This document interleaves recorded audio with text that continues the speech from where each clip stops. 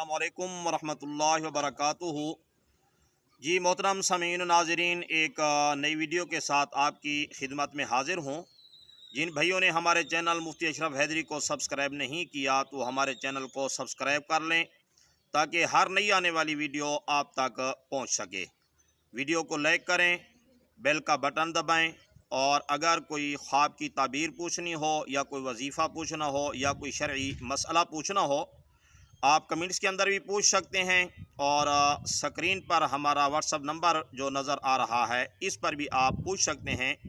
इंशाअल्लाह आपको जल्दी और तसल्ली बख्श जवाब दिया जाएगा। जी मोहतरम सामीन नाज़रीन, आज मैं आपको एक अमल बताने वाला हूँ कि अगर किसी अज़ीज़ के साथ आपकी अनबन हो गई है जिसकी वजह से उसके दिल में आपके बारे में नफ़रत आ गई है, तो इस नफ़रत को मोहब्बत के साथ बदलने वाला अमल बताता हूँ। जी मोहतरम सामीन नाज़रीन, जो मैं अमल बता रहा हूँ, जो बहन भाई ये अमल करना चाहें तो उनके लिए पहले ज़रूरी है कि वो 3 कामों का अहतमाम करें। नंबर 1, नमाज का अहतमाम करें। देखें, अगर नमाज के अंदर कोताही होगी, आप जितने भी वज़ाइफ करें तो कोई भी वजीफ़ा आपके लिए कारगर साबित नहीं हो सकता। और दूसरे नंबर पर अपनी ग़िज़ा जो है वो हलाल हो। देखें, अगर ग़िज़ा हराम की हो तो उस आदमी की दुआ कभी भी कबूल नहीं हो सकती। और तीसरे नंबर पर सच बोलने का अहतमाम करें, चूँकि झूठा आदमी जो है उस पर अल्लाह की लानत होती है, और ज़ाहिर है कि जहाँ अल्लाह की लानत होगी तो वहाँ रहमत नहीं आ सकती। तो इसलिए इन 3 कामों का ख़ुसूसी अहतमाम करना है। वजीफ़ा और अमल ये है कि अगर किसी का कोई अज़ीज़, कोई दोस्त, कोई रिश्तेदार, मियाँ बीवी में से कोई एक, या इसी तरह औलाद में से कोई एक नाराज़ होकर घर से चला गया हो, या उसने दिल के अंदर नफ़रत ही रख ली हो, तो उस नफ़रत को मोहब्बत से कैसे तब्दील करना है, तो इसके लिए अमल ये है कि 786 बार बिस्मिल्लाहिर्रहमानिर्रहीम पढ़ना है।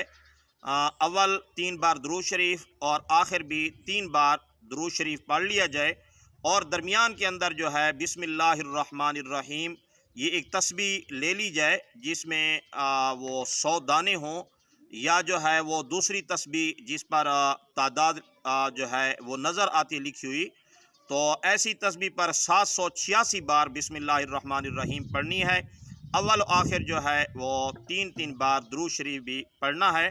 पढ़कर खाने पर ये दम करें और फिर खाना जो है वो उस आदमी को खिला दें जो आपसे नफ़रत करता है।